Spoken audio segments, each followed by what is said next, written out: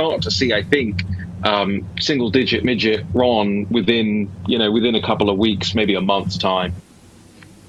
So Thursday last, you tell us Ron DeSantis will hit single digits, and you weren't talking. I want to be clear. So let's ask you, Raheem Kassam-Adamas of the National Pulse.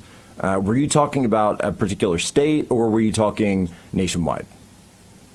No, nationally. And by the way, it's Nostra-Kassamus, I think sounds better than whatever one you came up with. Everyone in the chats loves Kassam-Adamas. It's suck. No, I'm sorry, it's catchy. It's just too catchy. The chat's wrong. No more chat. Listen, this is one of those things where you'd like to see it borne out in more than one poll, but it's clear the trajectory is still downwards for Ron DeSantis. And so we've seen today the first time the man, the Florida governor, has actually entered single digits, and that is 8%.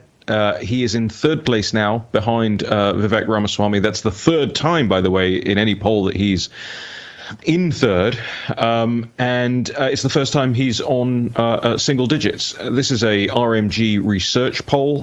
This is Scott Rasmussen's firm, and I have to say, because we always do this, we get into the specifics. We don't try and mask any of the detail of these polls from anybody. It is a very small sample size, which surprised me. It's only 229 as a sample size. So again, I'd like to see this in another follow-up poll.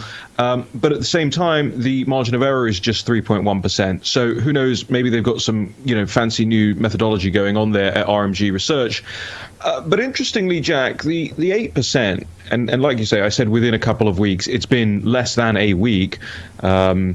But the interesting part of it really is not just that headline figure. The really interesting part of this poll that jumped out at me was the fact that 83% of Trump backers in this poll, and Trump is at 60% in this poll, which is up 5 points from last week.